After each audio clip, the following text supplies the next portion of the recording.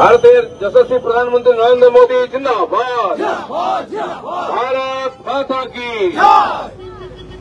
বন্ধুগণ, আজকে আমরা ভারতীয় সেনা যে পরাক্রম দেখিয়েছে পাকিস্তানে, তার গৌরব দিবস পালন করছি। সেই সেনাকে আমরা অভিনন্দন করছি এবং এই যোজনার পেছনে যার নেতৃত্ব মাননীয় নরেন্দ্র মোদীকে অভিনন্দন করছি। 2 মাস হয়ে গেল প্রায়। 9 এপ্রিল পাকিস্তানের উপরে এবারে আমার প্রথম আঘাত করেছিলাম। মাত্র 2 দিনের মধ্যে তার কোমর ভেঙে দিয়েছে আমাদের সেনা। পাকিস্তান অন্যের বুদ্ধিতে, অন্যের শক্তিতে, অন্যের হাতিয়ারে বারবার ভারতকে ব্যতিব্যস্ত করার চেষ্টা করেছে। ভারত তার উত্তর দিয়েছে। 16 ডিসেম্বর 71 সালে যে ভারত বিজয় করেছিল পাকিস্তানের উপর, পাকিস্তানকে 2 টুকরো করে দিয়েছিল, সেটাকে আমরা বিজয় দিবস পালন করি এখনো। ঠিক সেরকমই তারপরেও প্রায় 4 বার ভারতকে অ্যাটাক করেছে পাকিস্তান, জবাব পেয়েছে। কিন্তু এবছরের 9 এপ্রিল যে আঘাত ভারত দিয়েছে, এই আঘাত পাকিস্তান সহজে ভুলতে পারবে না। তখন পাকিস্তান 2 টুকরো হয়েছিল, এখন শোনা যাচ্ছে যে পাকিস্তান আছে সেটা 3 টুকরো হতে পারে এবং তার ভিতরে চিড় ধরেছে। পাকিস্তান যে ভারতের বিরুদ্ধে এই ষড়যন্ত্র করছে 75 বছর ধরে, তার ফলে পাকিস্তানের উন্নয়ন হয়নি। সেখানকার মানুষ খেতে পাচ্ছে না, চাকরি বাকরি নেই, জল নাই, বিদ্যুৎ নাই, রাস্তা নাই, যাতায়াত ব্যবস্থা নাই, অন্যান্য নাগরিক সুবিধাও নাই। তো সেখানকার মানুষই বিদ্রোহ করছেন। সিন্ধু প্রদেশ আলাদা হতে চাইছে, বেলুচিস্তান আলাদা হতে চাইছে। তারা অত্যাচারী পাকিস্তানের সঙ্গে থাকতে চায় না। তাই পাকিস্তান নিজের সমস্যা সমাধান করতে না পেরে ভারতের উপরে সমস্যা চাপিয়ে দেওয়ার চেষ্টা করছে। কিন্তু ভারত তার যোগ্য জবাব দিয়েছে এবং যতবার এই ভুল করবে পাকিস্তান বা দুঃসাহস করবে, ভারতীয় সেনা তার যোগ্য জবাব দেবে।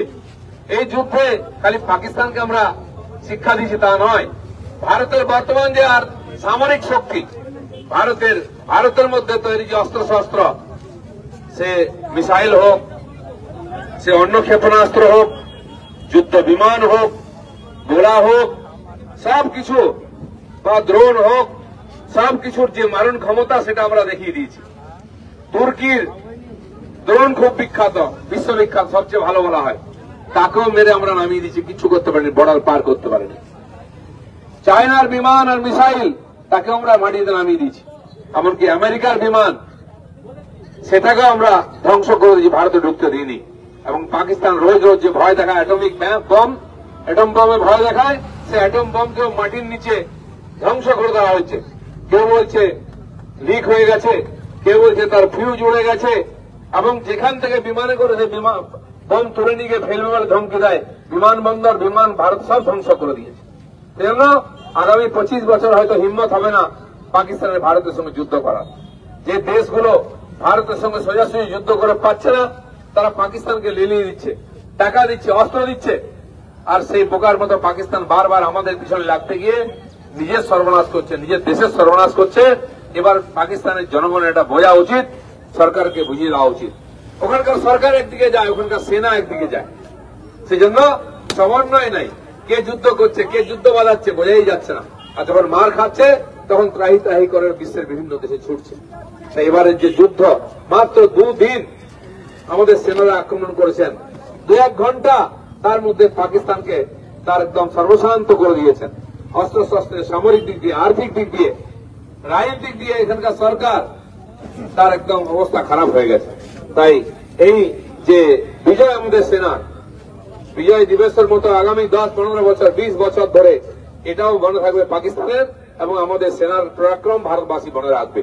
তাই আজকে এইখানে আমরা যে অভিনন্দন যাত্রা করলাম, তিরঙ্গা যাত্রা করলাম, এর উদ্দেশ্য ভারতের সেনাকে সম্মান জানানো।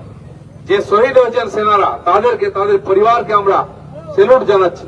এবং আমাদের দেশের যশস্বী প্রধানমন্ত্রী, যার নেতৃত্বে ভারত চারিদিকে উন্নয়ন করছে, সামরিক শক্তিতে হোক, আর্থিক শক্তিতে হোক, ইলেকট্রনিক্স হোক, যাতায়াত ব্যবস্থা, জীবন স্তরের উন্নতি, সমস্ত দিক দিয়ে।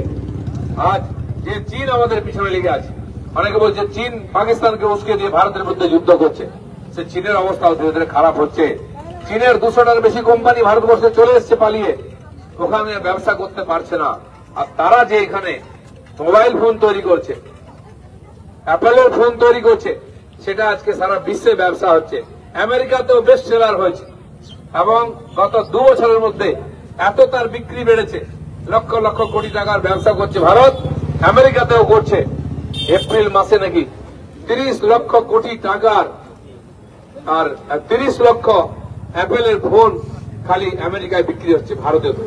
মেড ইন ইন্ডিয়া, আমরা যেটা আগে বলতাম মেড ইন ইন্ডিয়া, সারা দুনিয়ায় নাম হবে। আজকে দেখা যাচ্ছে এই অ্যাপেলের মাধ্যমে আমেরিকাতে পর্যন্ত আমরা মার্কেট করেছি। ওখানকার প্রেসিডেন্ট অ্যাপেলের কোম্পানির মালিককে বলছে ভারতে বেশি উৎপাদন করো না, কারণ তাহলে ভারত আর্থিক দিকে লাভবান হবে। কিন্তু তারা দেখেছে ভারতবর্ষে কলকারখানা করা, উৎপাদন করা, তার জন্য অনুকূল সমস্ত পরিবেশ আছে। বিদ্যুৎ থেকে, জল থেকে, জমি থেকে, শ্রমিক থেকে, সরকারের সুবিধা সব পাচ্ছে। তাই বিশ্বের বিভিন্ন দেশ থেকে বিভিন্ন কোম্পানি এসে ভারতে কোম্পানি তৈরি করছে, তার আর্থিক লাভ ভারত পাচ্ছে। তাই আজকে 10 বছরের মধ্যে ভারত পৃথিবীর 9 নম্বর আর্থিক শক্তি থেকে আজকে 4 নম্বরে এসে গেছে। আগামী 2-1 বছরের মধ্যে আমরা 3 নম্বরে চলে যাব, জার্মানিকে পার করে। মাত্র কয়েক বিলিয়ন ডলারের পার্থক্য আছে। সেই জন্য এই যে উন্নয়ন ভারতের, তাকে সুরক্ষা দেওয়ার জন্য শক্তিশালী সৈন্য সামন্ত দরকার আছে, অস্ত্রশস্ত্র দরকার আছে। সেটা যে ভারত তৈরি করে দিয়েছে, আর ভারতের দিকে কেউ টেরা চোখে তাকাবে না, সেটা এই যুদ্ধ প্রমাণ করেছে। পাকিস্তান সেটা হাড়ে হাড়ে টের পেয়েছে। তাই ভারতবাসী হিসেবে আমরা গর্বিত। মাননীয় প্রধানমন্ত্রীকে আমরা ধন্যবাদ জানাবো এবং সমস্ত সৈনিকদের ধন্যবাদ জানাবো, যাতে এটা প্রমাণ হয়ে গেছে আজ ভারতের সীমা সুরক্ষিত, ভারত দেশ সুরক্ষিত, ভারতের অর্থনীতি সুরক্ষিত। ভারতকে আর্থিক দিক দিয়ে কমজোর করার জন্য যুদ্ধ বাজিয়ে দেওয়ার চেষ্টা হয়েছিল, ভারত সেটা বিফল করেছে। তাই ভারতের অর্থনীতি বিশ্বের মধ্যে সবচেয়ে দ্রুতগামী। আমরা বিশ্বের সামনে মাথা তুলে দাঁড়িয়েছি, বিশ্বগুরু হওয়ার দিকে এগিয়ে যাচ্ছি। তাই সমস্ত জনতা ভারতবর্ষের যারা এই বিজয় উৎসব করছেন সবাইকে অভিনন্দন জানাবো। আপনারা এই সরকারের পিছনে দাঁড়িয়েছেন, এই সেনার পিছনে দাঁড়িয়েছেন। তাই আজকে সেনা এই পরাক্রম দেখাতে আর সফল হয়েছে। এখনো সারা ভারতবর্ষের কোনায় কোনায় তাই এই অভিনন্দন যাত্রা, তিরঙ্গা যাত্রা, বিজয় মিছিল হচ্ছে। আপনারা যারা এতে সহভাগী হয়েছেন, যারা এতে যোগদান করেছেন, সবাইকে আমি অভিনন্দন জানাই। সাধারণ জনতা, দেশপ্রেমিক জনতা যারা ভারতের উন্নয়নে অংশভাগ নিয়েছেন, যোগদান দিচ্ছেন, তাদেরকেও ধন্যবাদ জানাই। এইভাবে দেশের সঙ্গে থাকুন, সরকারের সঙ্গে থাকুন, তাহলে ভারত জগৎগুরু হবেই। ভারতীয় হিসেবে আমার গর্ববোধ করে সারা দুনিয়ার সঙ্গে মাথা উঁচু করে বুক টান করে দাঁড়াতে পারবো, সেই দিন আসছে। এইটুকু বলে সবাইকে ধন্যবাদ। ভারত মাতা কি। Dolphin school of hotel management সাধ্যের মধ্যে কোর্স করে নিজস্ব ম্যান পাওয়ার সাপ্লাই লাইসেন্স দ্বারা স্টুডেন্টদের বিদেশে চাকরি দেওয়ার সেরা ঠিকানা Dolphin school of hotel management, Haringhata, Nadia. Seat booking করতে আজই কল করুন এই নম্বরে 7797188188। আপনার বাড়ি বা অফিস সাজানোর জন্য চাই এক অসাধারণ টাইলস কালেকশন? তাহলে আসুন tiles haven, your tile destination.